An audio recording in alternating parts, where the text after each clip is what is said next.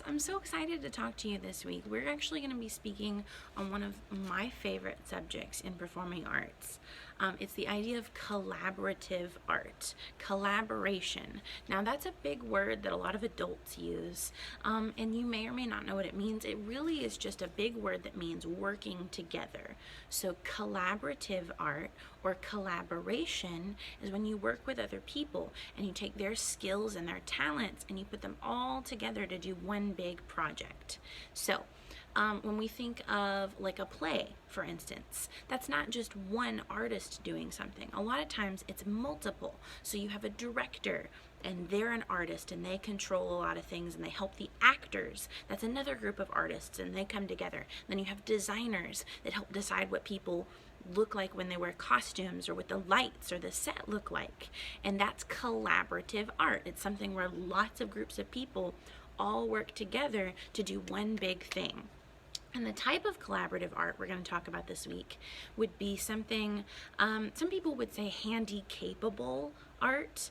I don't know if we're going to use that word necessarily, but I want to talk to you specifically about incorporating deaf actors and performers and singers into performing arts. Now we're going to spend a couple of weeks talking about different types of collaborative art with different people of different abilities or disabilities, depending on how you look at it.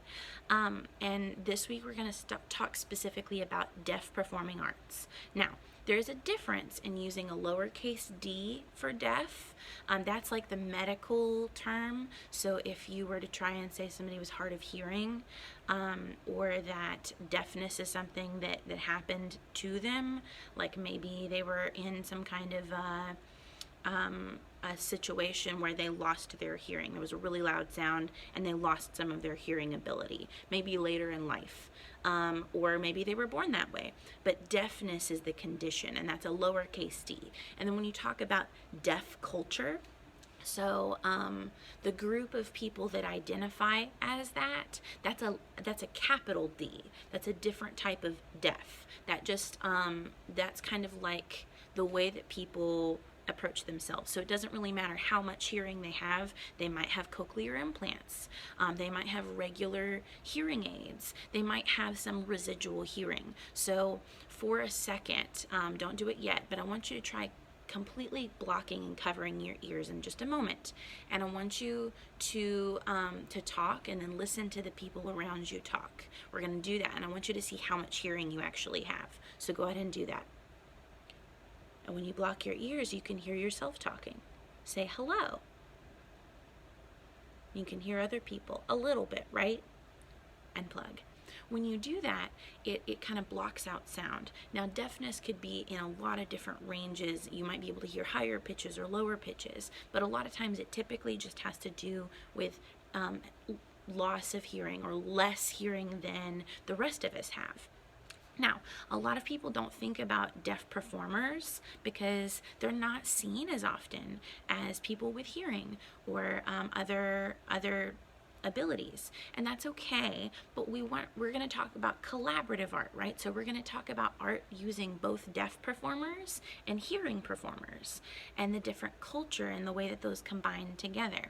Now, when we talk about the capital D, so deaf culture, and what I mean by that is it's the way that people identify. It's the way that people feel about themselves. They may not feel like they're disabled. They may not feel like they're lacking anything because it's something that they never had. They didn't need.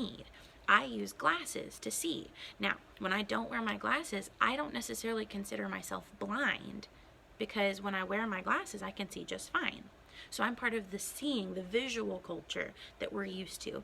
I don't need someone to explain it to me, and I don't need any assistance to do that other than my glasses. Does that make sense? So it's kind of like that with deafness, the medical condition versus the culture.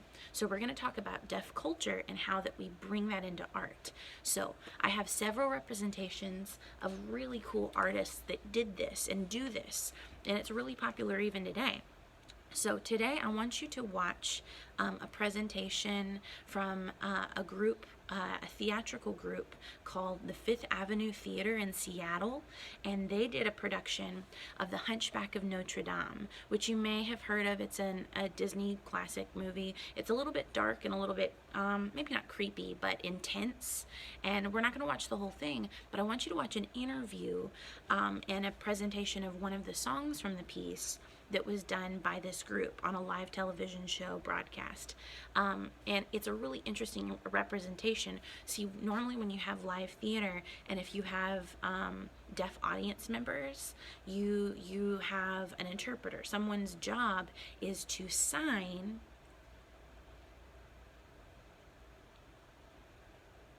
even if you can't hear, you know what's being said because they're signing. And that's not a bad way to work. In fact, it's really great that that's an opportunity and an offering. Theme parks do it, most performance venues are required to do it, and some are better than others. But it's something that we're working to incorporate. Now, the reason I think these specific productions that I'm going to present for you today, the reason I like highlighting them is because they incorporate the sign. That means that they make it a part of the show rather than just something happening over on the side. Partially because in The Hunchback of Notre Dame, the guy who plays Quasimodo, the lead character, is deaf. He identifies as deaf. He may have a little residual hearing, and you may notice he does have like either a hearing implant, like a cochlear, or a hearing aid, and he has a little bit of hearing. But his character and him in real life, he is deaf. He signs the entire show. He doesn't speak. Instead, they have a secondary character, one of the performers that's like a gargoyle, one of his little imaginary friends, who has the singing voice, and they connect, and the two of them together play this role. One is a vocal voice, and he sings and speaks for him, and the other is the actor who plays the character, and he signs. And it's really interesting and powerful to watch. So you're going to watch that. You may notice in the video that he's very expressive. Josh Castile, the actor who plays Quasimodo and who is deaf, he's very visually expressive, the way he moves his face and his mouth. He's not mouthing words, he's mouthing along with signs, and he's giving representation with his face. He's acting. And it's really, I love watching him. He's very expressive. You'll notice that his fingernails are painted, and sometimes on television, or depending on the character, I think it was specific to this role, he had darker nails because the character is sickly. Now, Josh is not, but the character is. So there you go. That's really an interesting thing. I hope you enjoy that. And then you're going to watch a presentation from a show called Big River. And this is a totally different theater group several years ago. Big River is a play, a story, a musical about the character of Huckleberry Finn, which you may or may not have heard of before. It's a book and a story written by Mark Twain several years ago, a long time ago, and the character of Huck Finn is this younger boy, teenager, who doesn't want to go to school and doesn't want to learn, and he doesn't fit in, and he doesn't have a great family that cares about him, and he runs away from home. Now, the interesting about this is it also happens kind of around the same time as the Civil War, and as we know, during that Civil War time, there was something in this country called slavery. And there was this segregation and the separation of darker-skinned black people and lighter-skinned white people. And it was really unfair, but parts of the North and the South treated those people differently. And this play, this musical, deals with that. In addition, because the performer who is playing Huck Finn, one of the two leads, is deaf, he does not speak. He signs everything. And instead of having an interpreter over to the side, they have an actor who presents and plays Mark Twain, the writer of the story, who sings for Huck Finn. It's really interesting. You'll notice at different points in the song, or in a couple of the songs, that the audience watching, when they clap, they move their hands like this. And that's in ASL, in American Sign, that is clapping. Because if you can't hear regular clapping, right? This is clapping. And you'll notice that the extras, the other people in the cast at some points sign as well. That's because the production was put on by Deaf West Theater, which is a group of performers, both hearing and deaf and hard of hearing, that all work together and sign along with their performance. Everything is done together, and it's really interesting to watch. You'll even notice that the character of Jim, the African American man performing with the actor who plays Huck Finn, some of the signs they sign together, and like one hand is one actor and the other hand is the other, and it's really interesting, and it kind of presents that that collaborative art, that collaboration, working together to do one thing. I love this performance, and I hope you do too. Okay, and then the last performer that I want to highlight is Nyle DeMarco. He is a deaf man who has been a model for years, and he was on Dancing with the Stars, which is a television show we've talked about before. Sometimes we've seen some of the professional dancers from that, but I really want you to watch a little bit of his performance, because I think it's super interesting to see someone dance when they don't have any hearing, when they are deaf. He signs, he does not speak. He has very little residual hearing, so he can hear the beat if it's super loud, but that's about it.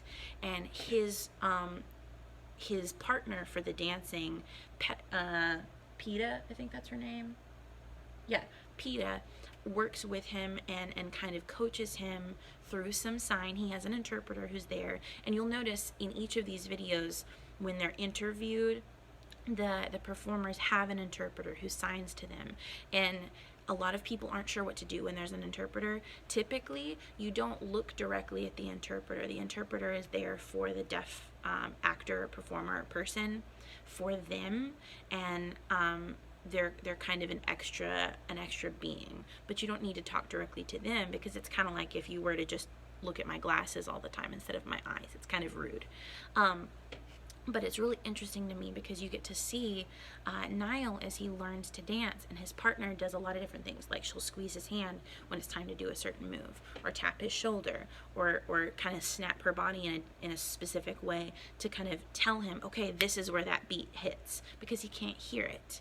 And I just think it's really inspiring. One of the coolest things, though, is that on his season of Dancing with the Stars, Nyle actually won. He was the winner for the entire competition. He was that good of a dancer, even without being able to hear in a hearing world. So again, you're going to watch the performances from Hunchback, then Big River, and then Nyle DeMarco on Dancing with the Stars. There's a little bit in the bonus stuff for today, which kind of continues some of this, but I mainly want you to watch those three things. I hope you have a great week and enjoy learning about deaf performing arts and collaborative art in general. Okay? Have a great day. Bye-bye, guys.